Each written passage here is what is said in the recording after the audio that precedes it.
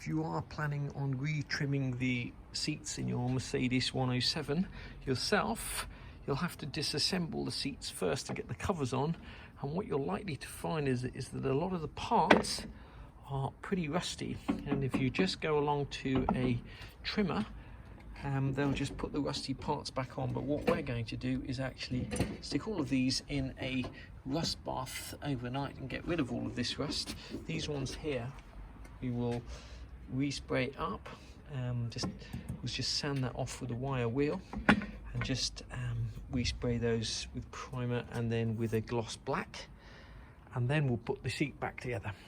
So all we've done is we've taken the rails off the car, left them to sit in a rust bath made up of this Hamber-built Deox C. Just left them overnight. Then we've gone over it with a electrical wire wheel to get rid of any rust and loose paint. And you can take these all the way back down to bare metal if you really want to. Once we've done that, we've just given them a couple of coats of Eastwood rust encapsulator. It's not cheap, that stuff. It's about £25 a can, but it's really good stuff. Acts both as a primer, an undercoat, and also a rust inhibitor. And then we've just gone over these with some cheap and cheerful black gloss that we had. Those are ready to go back in the car almost. First thing you've got to do, if you remember to take them off in the first place, is put these little rubber caps on the end here, and we've just sprayed it up with some chrome galvanized coating, stop the rust coming back. That's like new now, and we can move on. Old cover off. Your chair will look something like this. You could go one step further and strip all the rust off these bits and on these springs. We're not going to do that. We're just going to slip the new cover on and see how badly it fits. It's not unusual for seats to need some foam backing over the years, but these are so way out. These are so much bigger than they need to be that they're just really badly made. We're going to have to get down to the foam shop and buy some foam padding to pad out the front, because as you can see, this should all be about even down here, and there's all of this spare material here that we're going to have to try and pad out with foam. So we're going to have to pad out the back and the bottom of the chair with foam. So we've just been along to the foam shop, and we're going to start off by putting two edges down here, and we're just going to use this trim fix to glue that on so it doesn't move when we put the cover on. Fitted the cover, and we're going to put another piece down here of just ever so slightly thicker foam, which I happen to have bought, and then we're going to put the cover on and try it. So foam in there, I've cut the foam in half. We're going to put that in there just to pad out these corners a little bit on each side. Some stuff actually came off or out of the old seat, and it basically helps the seat covers slip over the foam. But you can also, if you haven't got any of that already on the car, you can also use just polythene bags, the kind of bags you get at the greengrocers. So let's see if that works any better. Doing this is to pull this bit down far enough so you can fold it over and get it over under these three clips here, but not so far that you can't get this over here. When this chair came back, well, not this one, the other one came back from the trimmer, it came back like this. They'd already put the foam on, but they couldn't get this bit over there. They managed to damage everything, rip the stitching, and the way I'm going to do it is just to use a couple of clamps. Do it that way. One end and work your way along. As soon as you've got one channel in, you can release that clamp and then go on to the bit behind it. Just when you're about to start celebrating that you finally got the cover on to the best of your ability, you realise that in actual fact you have to put the two headrest holes in first before you put this back cover on. So unfortunately I'll have to take it all off again and start again. Cut the holes in the top. Just draw around the inside of one of the clips that holds the plastic headrest bit on. Make sure that everything is aligned, and then get cutting. Here to cut these holes with a brand new scalpel than it is trying to use a Stanley knife or something like that. I've cut the holes in the top, fitted the clips, fitted that cover to the best of my ability. It's not perfect, but these covers are way too big and it's the best it's gonna be. So let's get on to the hard bit. Base, or at least this seat base, has these metal rings called hog rings. So what you're going to need to do is get yourself a pair of hog ring pliers and hog rings. And these ones here we got from eBay, £10.99. That's the eBay item number there. So £10.99, and the idea is going to be you just squeeze these rings in and that keeps everything in place. So let's get the old cover off and see if we can put the new cover on. The edges all the way around, I've just pegged that. We're going to glue that with trim fix and put a couple of hog clips in here. Next thing, we're going to use these hog clip pliers and put 1, 2, 3, 4, 5, 6 hog clips in. We use the bar from the other seat to put through this seam here and just attach the hog rings with the hog ring pliers and a couple here as well. And we're ready to start cutting holes and putting these seats back together. You've got the seat base on to the best of your ability. The next thing we're going to do is start drilling the holes, and we're just going to do that in the reverse order that we took the thing to pieces. So the first hole is going to be here, and that's where these bolts basically go in, where the chair hooks over. So we're going to get a sharp, we'll start off the hole with a little watchmaker screwdriver and then get a sharp scalpel just to cut out the remainder of the hole. I'm going to start off puncturing the vinyl or leather with something sharp. I'm just using a small watchmaker screwdriver, and then I'm going to go in with a scalpel and cut a neat hole. And leather does stretch, so I'm going to cut a hole that's not quite as big as the bolt that we want to put in there. First one in. Obviously this should all be tight along here, but these seat covers are utter rubbish and there's nothing I can do about that. So first one's in, flip it over, do the other side. I did start off trying to use a Stanley knife to do this, but to be perfectly honest, these little scalpels cost about £1 from a craft shop, and it's much easier to do it that way.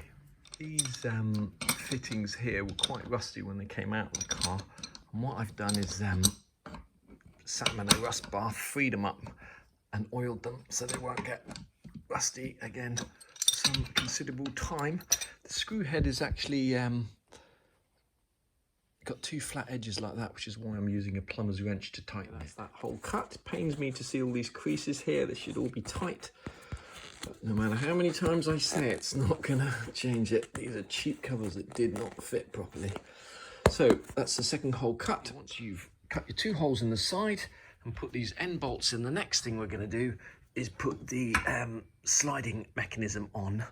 And this sliding mechanism basically consists of a metal washer like this and a plastic or nylon bushing. Now, the people who tried to retrim this chair melted this plastic bushing, so when you come to take your bolts out with a blowtorch, don't hold them on there so long that you actually melt the nylon bushing. That the plastic bushings have been melted when you're whilst getting off the bolts. You can either get yourself along to Mercedes, who will charge you £16 for each one of these bushings. £16 for each one of those bushings. Or you can get onto eBay and buy 2 of those washers for 99p. They're Form A type DIN 125A. And we got ours from Screw City, 99p for 2. They're M14, so the inside diameter here is 15mm. The outside diameter is 28mm and the thickness is 2.5mm. What we did find is that these don't actually quite fit over there. They're slightly too small. So what I've done just to make them fit is just wrapped a bit of sandpaper around an M14 drill bit and just gone inside there for a couple of seconds, 20-30 seconds, just to make that slightly bigger, and then it fits over there perfectly like that. Very small holes using watchmaker screwdriver in here and hook the spring through on that side. Similarly, making a small hole here through both bits of vinyl if it's bent over on the other side, and then we're going to hook the spring into that hole. Both of these springs basically face the same way. Now on this side of this bar here, it's open and it's got a hole here, and this piece here is basically going to go through that hole and then into the hole through there. And on this side, there's a stud which goes through, where is it, that hole there, and into that hole through there. The way to do it is to line this up over the hole first, difficult to do with one hand, and then just fit that into it and then push it through the hole. Lined up through that hole, and that stud is in that hole. And the next thing to do is to slide these two clips over. So they're just going to slide over that to stop those two studs coming out. Each one of these studs in, or in fact, as you put every part in, I'm just going to give it a tiny little drop of oil. Not only does it help putting these clips over, but it'll also help lubricate and stop things getting rusty in the future. Should just be able to push that on like that, and that snaps that on, stops those studs coming out. I'm going to get this spring in there, and I'm just going to use a pair of pliers and pull it. It's not that strong a spring, so you should, depending how strong you are, just be able to pull it and hook it through that hole in. Let's go on to the other side to do the other one. These were pretty rusty when they came out, but they've been sitting in a rust bath, been completely de-rusted, and I've just rubbed them with oil, and they've come up. Look at the holes in the back, and down this side here, you've got to make sure that you cut the holes on the right side because they're slightly different. This is the old cover here, and on this side of it is the lever to release the seat, to tilt it back and forwards. And so we're going to have to cut 4 holes along this side here. You can feel the indentation, and if you just put a pen in there and draw around the indentation, we're going to cut a much smaller hole than is necessary because this vinyl is going to stretch. And note that the handle, that you put it in the right way around, that part of the handle is pointing towards the floor. We won't clip that in yet, we'll just attach the cables at the other side first. Sticking that, fitting in that hole, we're actually going to attach this, and it just pushes in and threads into the hole on that lever. I don't know if you can see that. It's clicked in there like that, and once you've done that, you can set about lining up that hole with that,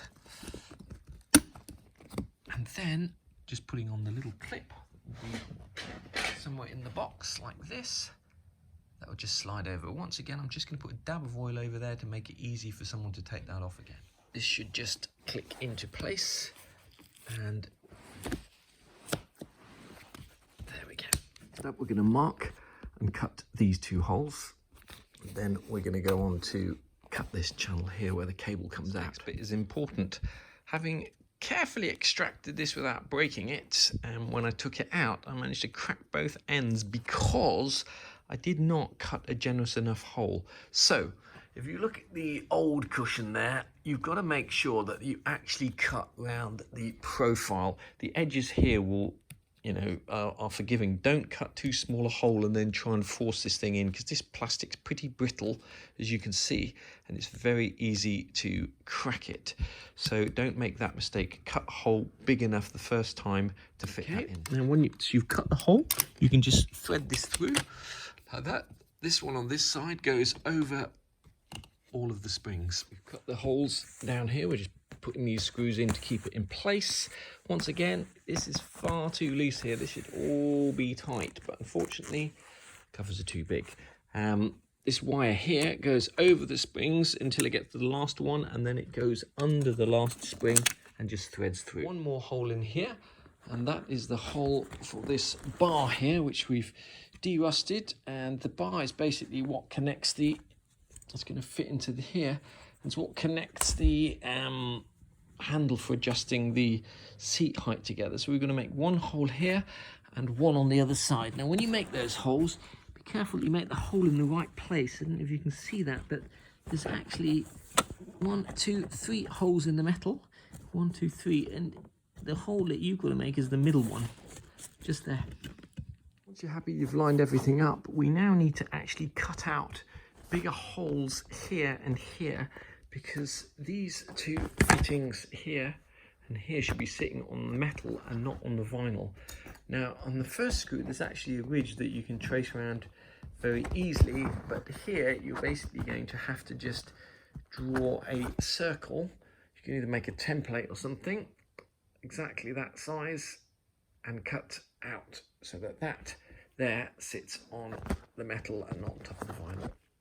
Okay, next up, all you need to do is clip this bit of plastic here into this channel, and then there's a clip that fits over there, and the little hook here just hooks into that hole there. Metal fitting fits over like that. It's just a matter of pressing this clip down and clicking it into place. Tighten these 2 up, make sure that the bar here is actually aligned with the hole at the bottom. Once again, just draw some circles around those circles and then cut those out. and then thread this little bit into the fitting. People who try to trim this chair have also bent this fitting here. That should basically be straight there, so we're now going to have to bend that back, otherwise that'll just keep slipping out every time you try and put the seat up and down. So that bit should be straight. When you do get it out, you don't have to force it out, you just have to know how to take it out. Here I've just used an electric drill to do that.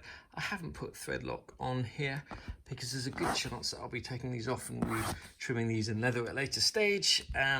It's time to actually marry the two bits up together. When you do come to put all this back together, make sure that you get this metal washer and this plastic bushing the right way round, because it wasn't until I rewatched my disassembly video that I realized I'd actually put this chair together the wrong way round. Basically, the metal washer goes on the inside like that, and the plastic bushing basically sits between these two bits of metal. I had it the other way around, so the plastic bushing was on the other side. So when you come to put your thing back together, just bear in mind that the plastic bushing here sits between these two bits of metal, and the metal washer will effectively be sitting on there, albeit on a metal ridge, so it's not actually touching the chair. Now, these bolts, when you put them in, I would advise putting a dab of thread lock on them, because this seat moves back and forwards, obviously like this, around here, and you don't want those bolts working loose. So definitely a dab of blue thread lock on there. We're going to click on this piece of trim, but before we put that handle on, we are going to give that a clean with some Autosol chrome cleaner. This stuff here, it's a lot easier to clean it before you put that handle on. Just leave the Autosol on for a minute, then get a rag, wipe it off, and that will come up looking like new. And next up, we have to just put on this little fitting here. Until it's at night now, it's pretty dark. Now, we just have to basically move that clip, these little prongs over the plastic. So we're going to use it, do it the opposite way that we did it, get a little screwdriver and just tap it around until that locks. Screwdriver to push that clip all the way around until it gets to the edge there. And then that is then locked in, and we can then put the cover straight on. It snaps on like that. Make sure you put the right piece in the right side. The long curved edge points downwards and follows the curve of this metal thing. This must have spent a good 15 minutes trying to figure out why that I couldn't get that to fit. So make the same mistake. Make sure you get the trim piece in the right way. It takes a bit of wiggling to get it in there, but it does fit at the bottom like that, and then slide it up. It's a bit fiddly, but you can do it. Into place there, and the corner of that matches the corner of that and keeps everything nice and firm. We just need to do the other side. Bring this up until that corner basically meets that corner. Tried to trim this car before, managed to break this hardboard backing, so we're just going to make up another one. And we just need to cut two corners off here and then cut this slightly rounded profile here. So to make sure nothing moves, we're just clamping it down when we draw the lines. So just to cut the corners off and to cut the round edge at the top there. And last but not least, cutting out this hole here. This hole is where the button is to release the headrest. And to cut that hole, we're just using a hole saw. This is a saw you actually would use for if you were putting in a kitchen and you were putting in something like a hot water tap, or you're drilling holes into the work surfaces to put taps through. You've cut out the template out of hardboard, including the hole here. If you've managed to save the foam, it's just a matter of stapling the foam on. Standard pegs or clamps, clamp the old piece of leather that you took off the back to the new piece of leather, and then just draw around it and then just cut it out.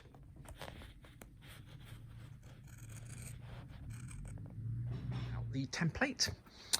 This little hole here is where the thing screws to the back of the car, and we just put a little screwdriver in there to line everything up.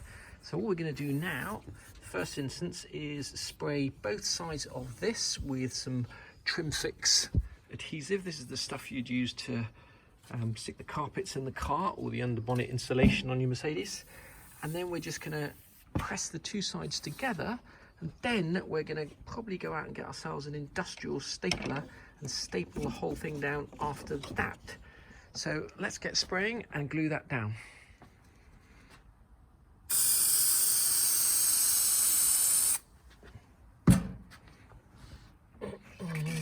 Just going to allow that to become tacky, and then we're just going to press both sides together. Maybe use a couple of pegs just to peg it down. If you had a whole series of clamps, you could use that as well. And then after that, we'll just go and get a stapler, staple it down, and that should be job done. In order to finish the back of these Mercedes seats, we're going to need to staple them like this. And you cannot use normal 6mm staples. You have to use 4mm staples. So 53/4mm is what you need. We got these from Amazon. They were not cheap actually. They're about £4 or £5, but they did arrive the next day, and they are much shorter than normal staples. If you try and use normal staples, they'll go all the way through. And we bought ourselves a cheap and cheerful stapler from Tool Station. That was about £10.99. And then all you have to do then is just go around and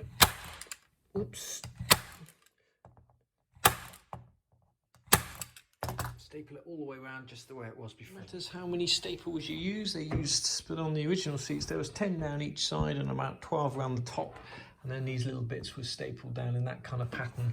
The only other thing we're going to do is put a piece of masking tape across there, just like the original. Pretty much it for this seat. It's not perfect by any stretch of the imagination, but you've got to remember this is the seat that the trimmers said they couldn't do because it was too difficult, and they're professionals, supposedly been doing it all their life. The fitment is indeed terrible, but probably once it's on the car you won't really notice that too much. We're going to actually put some grease inside these rails here, so that when you put the nylon feet back on the chair, they run nice and smoothly within here. We didn't have a grease gun, so we went along to Tool Station and bought one, about £12.98 plus £2.98 for the actual grease, and that's about £15, so that's going to allow us to get in here and just add a nice little run of grease through there, so that when we put the chairs back in the car, they'll move backwards and forwards nice and smoothly. When it comes to putting the chair back in, these are going to be attached to the seat first, and you're going to have put grease on first. But I just want to show you exactly how they connect to the seat height mechanism. Basically, that is going to connect in there. That is going to slide on there, preferably without taking all the paint off it. So you're going to put a dab of grease on these fittings here and here, and that should just slide in like that once these are attached to the chair. Back in the garage, and we're going to attempt to put this seat back in, but before doing so we've got to put on the 4 white runners. Now remember, there's 4 white ones on one side and 2 white ones and 2 black ones on the other side. The side with 4 white runners is the side nearest the door with the seat release catch, so that all the little white tabs on this side are all the same, and on the other side there's going to be 2 black ones and 2 white ones. Symmetrical. The long side faces inwards, so we're putting on the black runners on the bottom. You just clip on and they face inwards. Okay. When you come to put the rails back on, they basically only go on one way. The teeth of here are going to match up with here, but remember, to slide them on, you've got to simultaneously be pushing that handle up to disengage the teeth, and they slide on from back to front. Go ahead and have a go at installing this seat. Normally you would have the back slid in place, but we're just waiting for some 4mm staples to staple the vinyl onto the back cover. So we're going to have a go at lifting this back into the car and putting it back in situ. Closer to finishing this restoration, we've trimmed the driver's seat, installed it today. That just leaves the passenger seat to trim. We're just waiting for a few bits and pieces for that. We've got to re-trim this piece. I trimmed it all, but it had some creases in it, so I'm going to redo the whole thing. But the interior of the car is starting to look really nice. If you remember what this car looked like when we got it, we've now got all the Zebrano wood trim done. We've still got to sort some carpets, interior carpets out. They sent us carpets for a left-hand drive car, and apparently they don't make right-hand drive carpets. So we'll figure something out there, but we are a major step closer towards finishing this restoration.